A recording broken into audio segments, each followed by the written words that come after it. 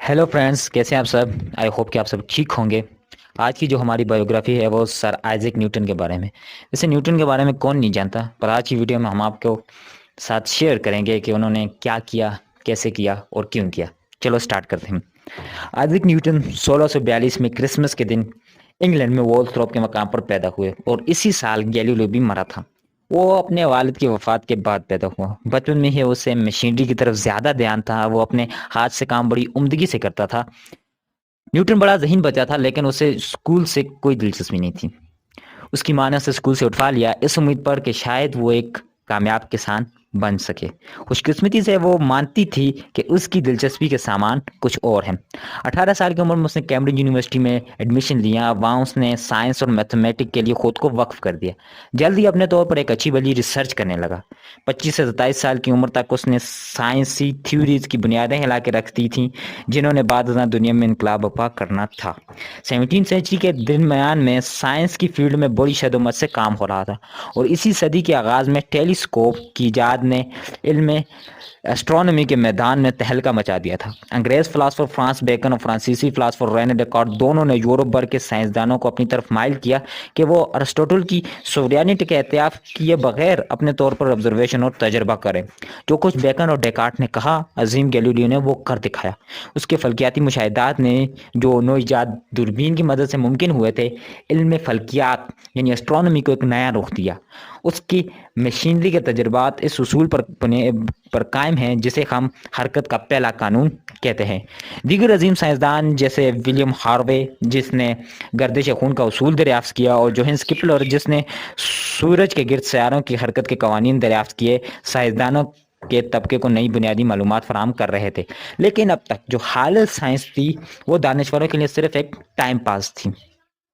अपनी रिसर्च के मामले में न्यूटन काफ़ी कंफ्यूज रहता था कि उनको पब्लिश करे या ना करे। उसने अपनी रिसर्च के बुनियादी जो थ्योरीज थी वो 1669 तक वाजे कर चुका था, ताहम उसके बाद भी कई सारी थ्योरीज जो थी वो बाद में लोगों के सामने आईं। उसकी पब्लिश होने वाले जो पहले तहलका मचा देने वाली थ्योरीज थी वो लाइट यानी रोशनी के बारे में थी। ऑप्टिक्स में ही न्यूटन के जो मार्के जो काम थे उससे फेरिस में जगह दिलवाने के लिए काफ़ी थे, ताहम ये खालिस मैथमेटिक और मशीनरी में इसकी कामयाबी के मुकाबले में बहुत कम है। मैथमेटिक में उसकी सबसे बड़ी कामयाबी जो थी वो कैलकुलस की इजाद है, जो उसने गालबन 23 या 25 बरस की उम्र में मुमकिन बना ली थी। ये जदीद मैथमेटिक की इंतहाई अहम इजाद है। ताहम न्यूटन ने इंतहाई अहम इजाद मशीनदानी यानी मशीनरी के शोबे में की। न्यूटन के कवानीन को इंतहाई बड़े तनाज़ुर में साइंस और इंजीनियरिंग के मसाइल में इस्तेमाल किया गया है।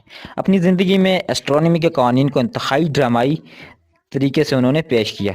इस शोबे में न्यूटन ने नए नए काम किए। 1687 में उसने एक अजीम किताब फितरी फ़लसफ़ा के रियाजियाती कवानीन शाया हुई और उसमें उसने कशिश शकल यानी लॉ ऑफ ग्रेविटी और हरकत के कवानीन को बयान किया।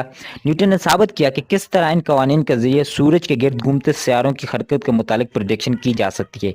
ये हरकियाती इल्म एस्ट्रोनॉमी के बुनियादी मसला है, यानी किस तौर पर सितारों और सियारों के दुरुस्त मकाम और हरकत के मुतालिक पहले से जाना जाए। न्यूटन ने एक ही खेले में ये अक्सर हल कर दिया। यही वजह है कि न्यूटन को माहिरीन एस्ट्रोनॉमर में सबसे अजीम शख्सियत माना जाता है।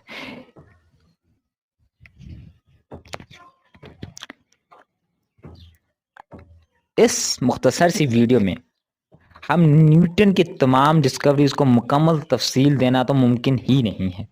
तो हमने कई सारी जो अहमियत की हामिल नहीं थी इन्वेंशंस को हमने छोड़ दिया है, हालांकि अपने तौर पर वो एक अहम इन्वेंशन थी। जैसे थर्मोडायनामिक्स में, इल्म सूतियात में न्यूटन ने बहुत ज़्यादा वो की। अब 1727 में न्यूटन का इंतकाल हुआ, जो कि वेस्ट मिनिस्टर के चर्च में दफनाया गया और ये पहला साइंसदान था जिसे ये एजाज़ मिला। ये थी हमारी वीडियो जिसमें हमने बहुत ही सिंपल तरीके से न्यूटन की ज़िंदगी का एक खाका बनाया, जिसे आपके सामने पेश किया। लाइक कीजिए अगर ये आपको अच्छी लगी तो।